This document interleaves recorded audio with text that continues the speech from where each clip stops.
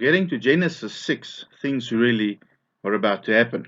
And we need to understand clearly what is happening so that the Bible makes more sense to us and that we are not led away in false doctrines and heresies. All right, so let's read Genesis 6, verse 1. Now it came to pass, when men began to multiply on the face of the earth, and daughters were born to them, that the sons of God saw the daughters of men, that they were beautiful, and they took wives for themselves, all whom they chose. And the Lord said, My spirit will not strive with man forever, for he is indeed flesh. Yet his days shall be 120 years. What exactly does that mean? What is the Son of God? So there are two answers here. The one is, this could be speaking of angels, because angels are called the Son of God, or the sons of God elsewhere in the Bible.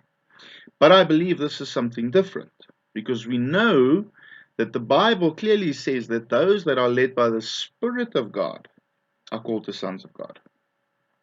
So what this is talking of Seth and his downline, Adam and Eve's downline, because remember, they were sons of God. They were walking according to the Spirit of God, because we know, according to the prophet Malachi, that God left a remnant of the Spirit within them because he wanted holy children. Remember, those that are led by the Spirit of God are called the sons of God.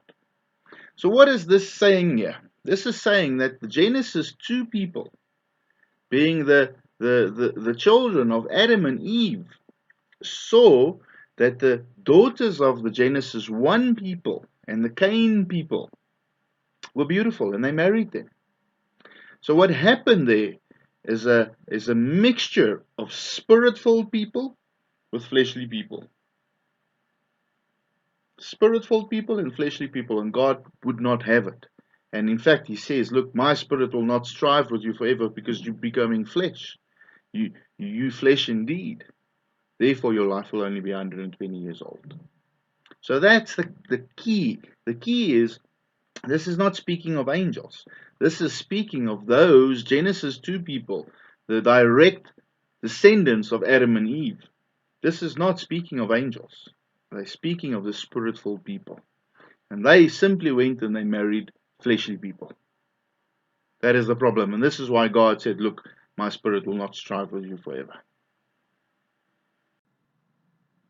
So knowing that the sons of God were not angels, but actually spoke of the children of Adam and Eve, makes all the difference.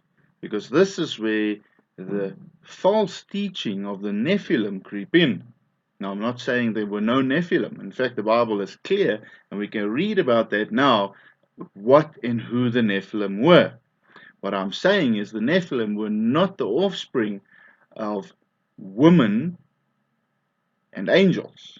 Rather, they were the offspring of fleshly women and spiritual-filled men. Spiritual men, or children of Adam and Eve. Let's read verse 4. It says, there were giants on the earth in those days, and also afterward. Now the word giants there is the Hebrew word Nephilim. When the sons of God came into the daughters of men, they bore children to them. Those were the mighty men of old, men of renown. Alright, so twice in the Bible the word Nephilim is used. So it's easy to say, look, it speaks of a giant, but it can also just speak of a man of renown, of a man of good stature, of a mighty man, a powerful man. He could be fleshly powerful, but he could also be an intellectual. He could also be a rich man. Now remember, if there was an anointing of God, if there was of the Spirit of God within that man, and he was fleshly, that would make him a powerful man. God does not take away his anointing, he leaves it. Now imagine that anointing in a greedy man's possession. That man will seek riches, and he'll probably become very rich. What if that man is violent? He will use that anointing for violence. so that he will become a great warrior, but it will be because of the anointing that the Spirit gave him.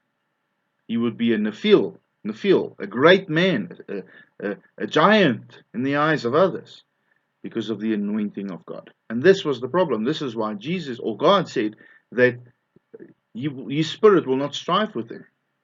And he actually shortened their lifespan because of it.